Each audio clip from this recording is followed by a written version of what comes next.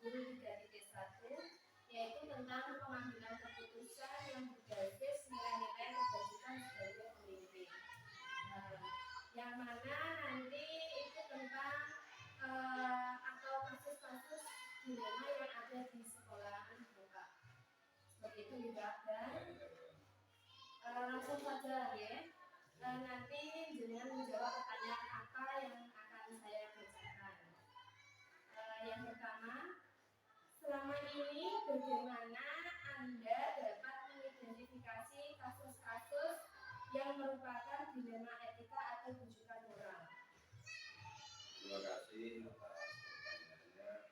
Nanti jawabannya bisa laksanakan dengan sebenarnya. Kasus-kasus yang selama ini tentang apa tadi? Tentang dilema etika yang ada di sekolah. Dilema etika yang selama ini dirasakan memang kalau ada penanganan yang sekiranya dilema itu bisa menjadi gambaran dalam sikap keseharian untuk melaksanakan tugas-tugas sebagai kepala sekolah dan untuk kenyamanan siswa untuk belajar. Ini dalam menyikapi kita harus paling tidak kita memanggil mereka-mereka yang mempunyai dilema atau yang menyebabkan dilema. Artinya kita tanyakan, kita telusuri, kita kumpulkan informasi-informasi yang sebenarnya dilema itu bisa terjadi.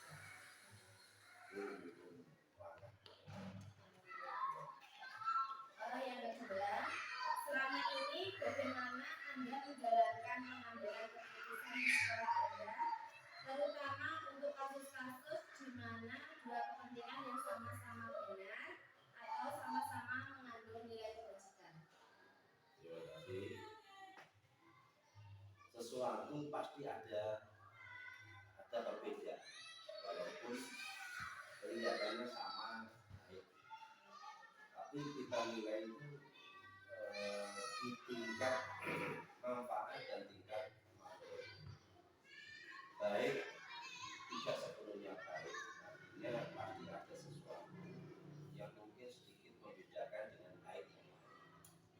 Karena itu tetap kita mengambil suatu kebijakan untuk menentukan yang baik, kita pilih itu adalah baik yang lebih bermanfaat kepada lembaga, utamanya kepada siswa dan kepada teman sejawat.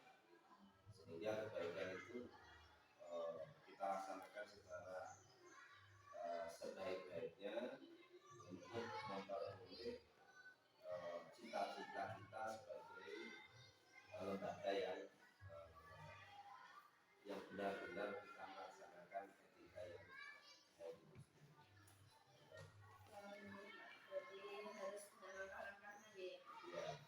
Terus sekarang itu langkah atau prosedurnya seperti apa yang bisa Anda lakukan selama ini dalam mengambil tindakan dan menurut saya langkah yang kita ambil adalah kita mengumpulkan informasi terjadinya ada sesuatu yang perlu kita petakan. Ada dilema. Dilema itu karena dengan adanya dilema kebaikan atau adanya suatu masalah yang harus kita pilih, itu kita kumpulkan informasi dari siswa atau dari masyarakat, dari guru, dari teman sejawat kita. Masalah-masalah itu kita ambil supaya bisa memutuskan baik yang mana yang kita pilih. Itulah kawan-kawan kita mengumpulkan informasi. Berarti langkah yang pertama kita mengumpulkan informasi apa yang menyebabkan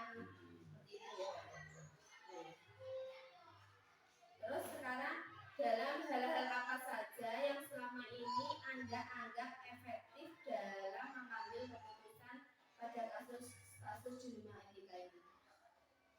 Langkah yang efektif, saya pikir tetap kita kerjasama semua stakeholder.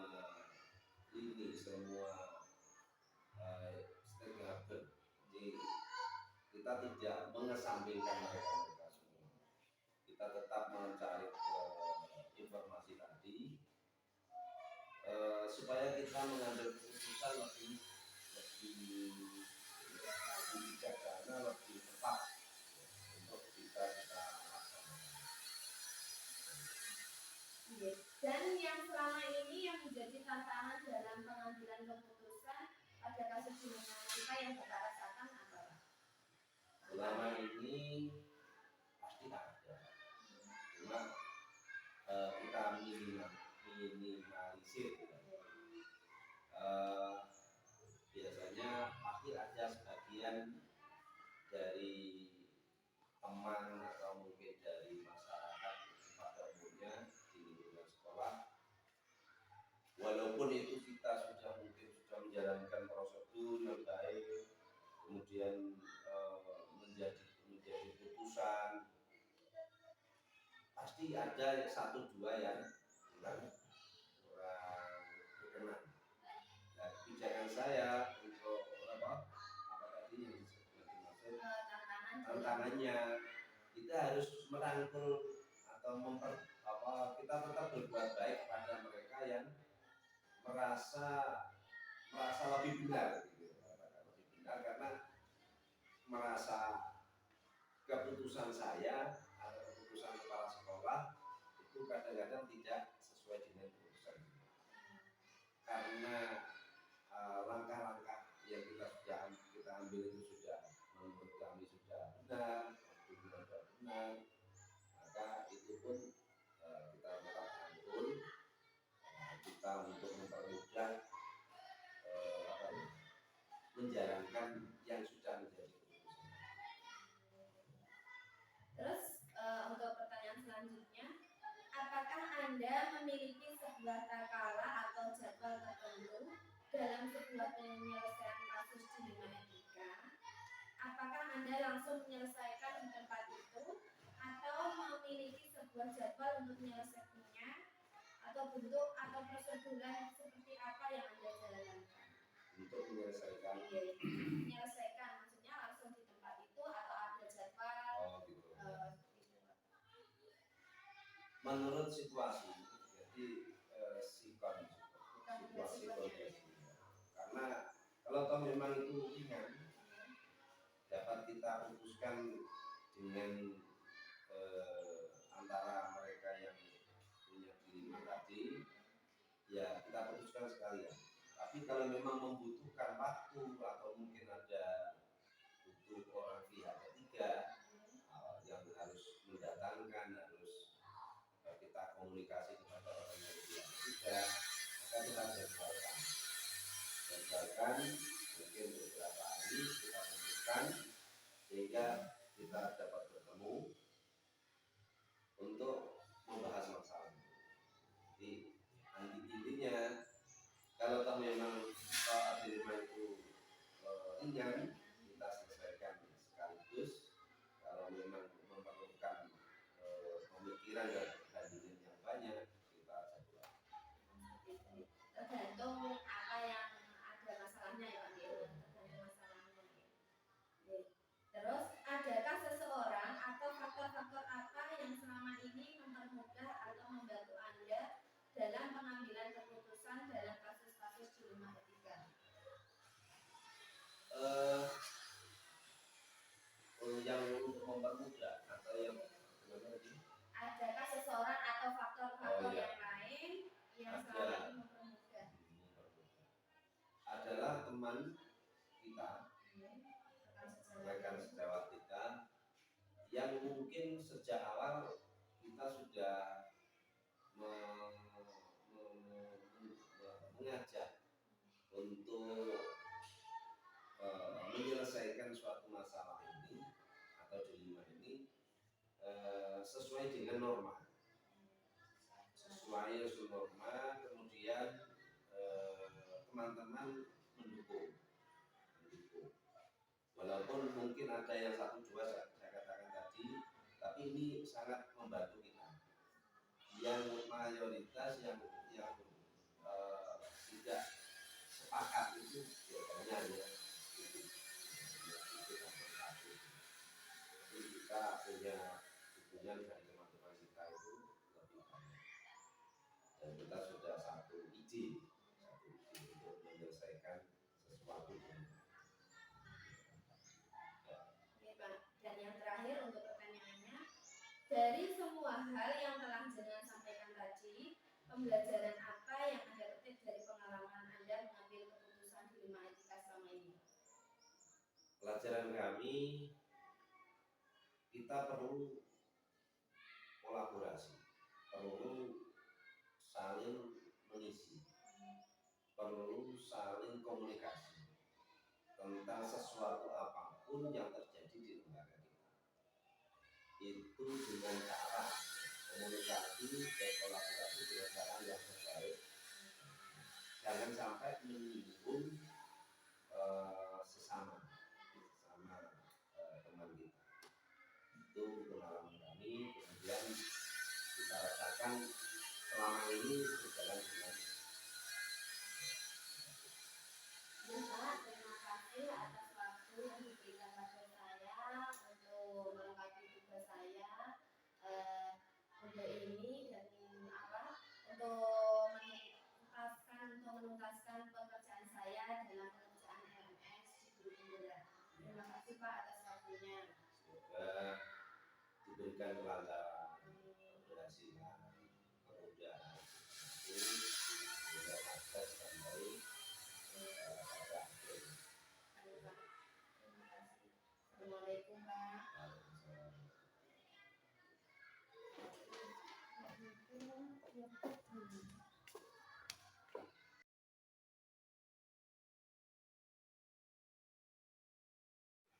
Assalamualaikum Pak.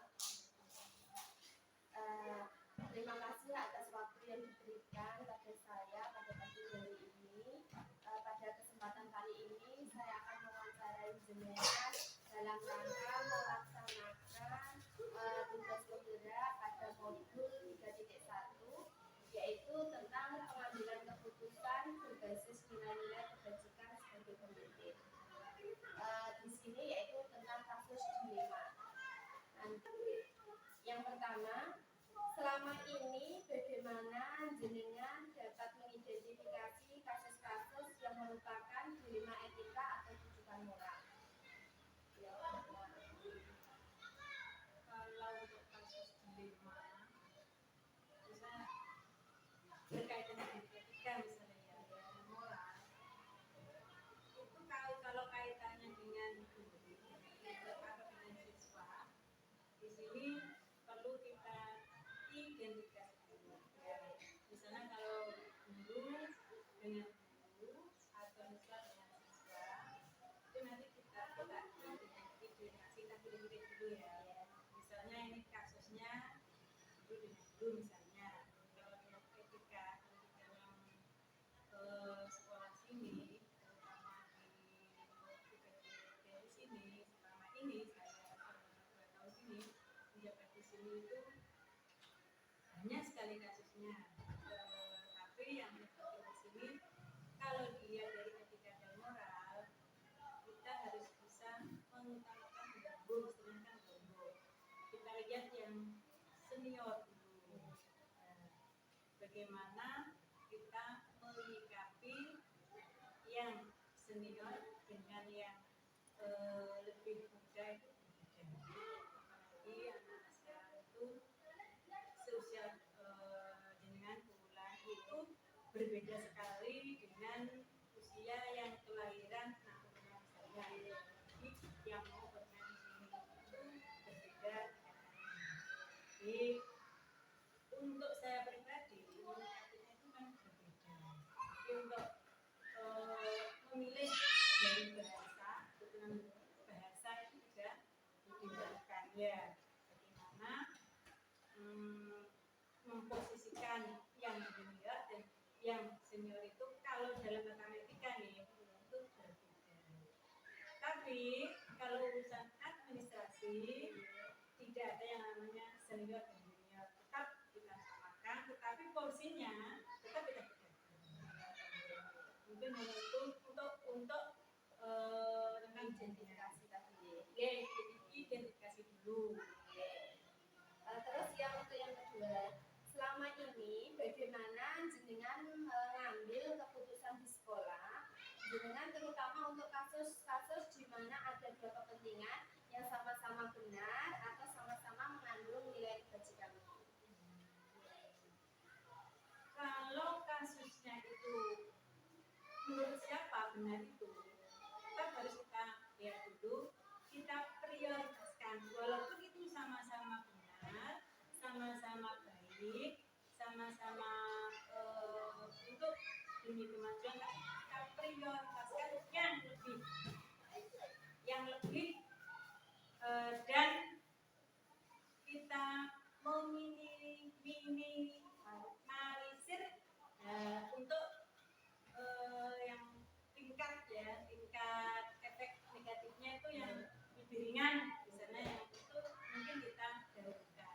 Jadi misalnya kita kondisikan ya kira-kira yang lebih prioritas, kita memprioritaskan yang lebih tidak berefek negatif atau yang banyak positifnya kita lebih dulukan, atau yang mungkin juga memerlukan waktu yang lebih cepat, misalnya keputusan yang lebih harus cepat dilaksanakan itu harus kita dulukan dulu. Contohnya misalnya ada dua kasus yang benar-benar membutuhkan keputusan yang sama, harus membutuhkan betul-betul memang sama-sama baiknya, tapi kita prioritaskan yang lebih penting dulu, yang lebih istilahnya lebih harus dilakukan lebih dulu, itu yang harus kita prioritaskan. Jadi kita lihat dulu kasusnya Contohnya terus untuk langkah-langkah kedepannya atau langkah atau prosedur apa yang jenengan bisa lakukan selama ini? selama ini yang pertama musyawarah yang penting. Satu, musyawarah apapun kondisinya, apapun situasi yang dialami, kita harus koordinasi baik itu dari anggota dalam itu maupun di luar, apapun yang terjadi, mungkin ada masalah sesuatu harus dikonfirmasi, yang kedua dimusyawarahkan, itu yang terdulu harus ditamakan lah istilahnya, yang musyawarah itu, karena kalau tidak ada musyawarah, tidak ada konfirmasi misalnya, tidak akan seperti Mulai musyawarah gitu. Terus hal apa yang bisa jenengan anggap efektif dalam mengambil keputusan pada kasus-kasus dilema etika ini? PPDB ya. Kenapa yang tahun kemarin itu hanya 1 dari 2 siswa ya, tapi sekarang alhamdulillah dapat 19, itu peningkatannya luar biasa. Nah, itu yang pertama sekali ya, paling tidak kita kan juga harus mendata dulu, kok sampai nggak ada itu apa kira-kira yang menjadikan SDG tidak ada muridnya, kita lihat dulu. Yang kedua, setelah kita tahu penyebabnya apa, yang pertama mungkin dari sistem masyarakatnya yang tidak respect, atau yang kedua mungkin kurang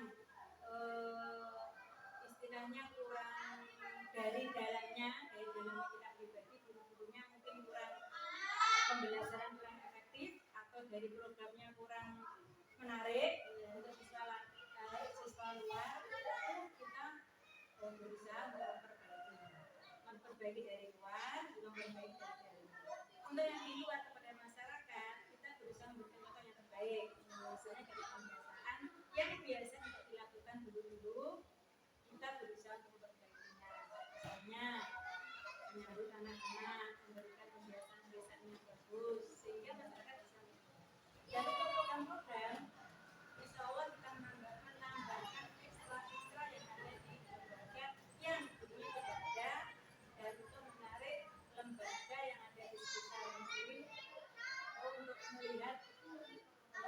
perkembangan. Ya perkembangan ada ternyata dari apa namanya dari program-program itu dan dari apa namanya beberapa riset itu ternyata ada hasilnya. Dan insya Allah mungkin untuk tahun depan kita akan pertahankan dan kita mungkin akan lebih meningkatkan lagi. Kekurangan apa ya? Kira-kira untuk tahun depan tuh apa yang harus kita tambah lagi setelah selain untuk program seperti itu.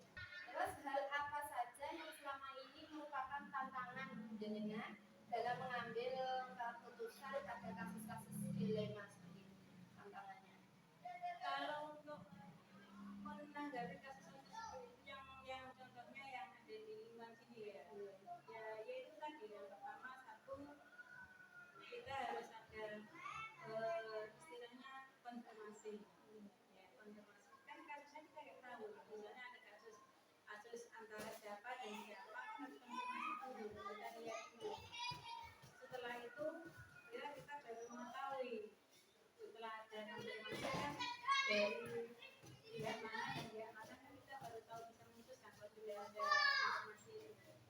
Jadi istilahnya ya musyawarah lah, musyawarah untuk kemufakatan bagi kita sendiri khususnya dan kepada pihak luar yang kita lihat dulu yang kadang-kadang kan lebih global yang ini kan kita belum tahu sebetulnya seperti ini.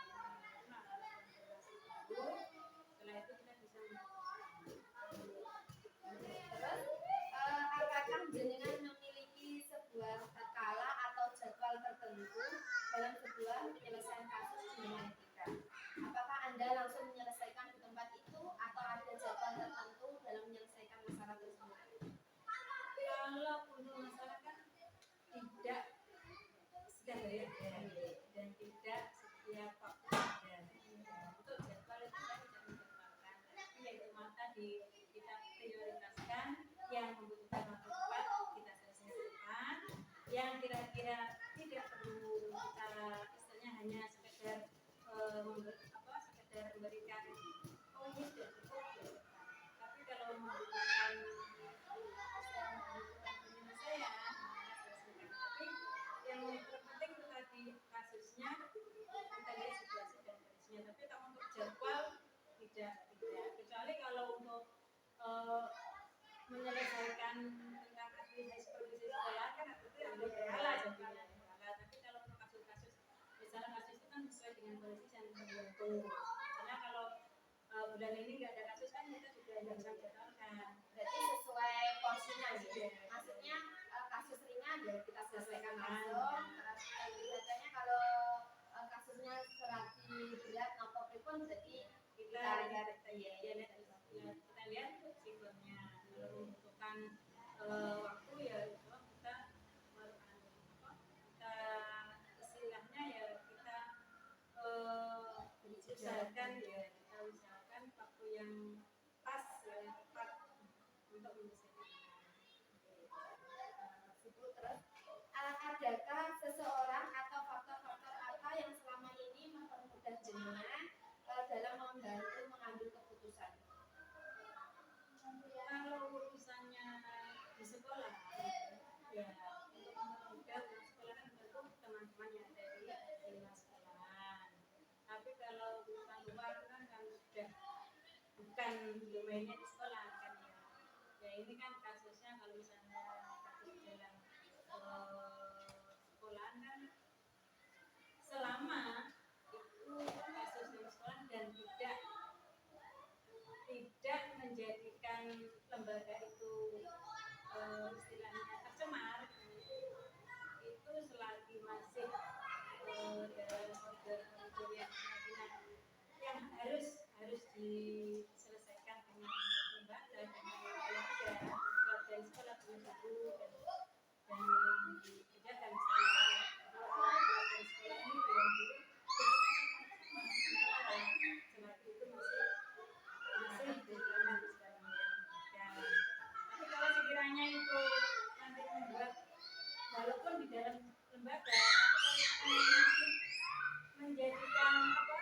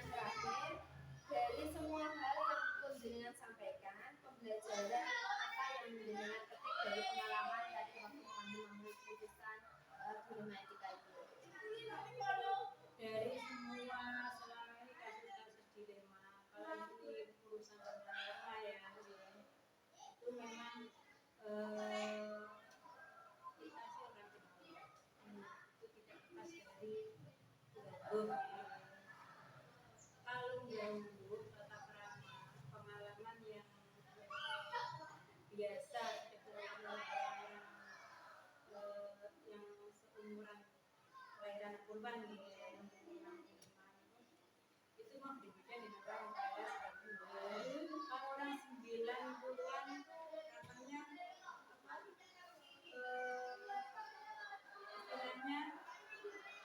apa ya apa namanya Gen Z apa gitu ya ya Gen Z itu Warga ya Gen Z itu sekitar usia sekitar kelahiran 95 sampai 2020-an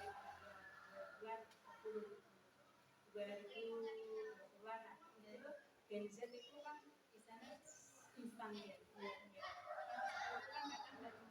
kadang memerlukan hal-hal yang kalau selama ini memang dia itu tadi lah bagaimana cara kita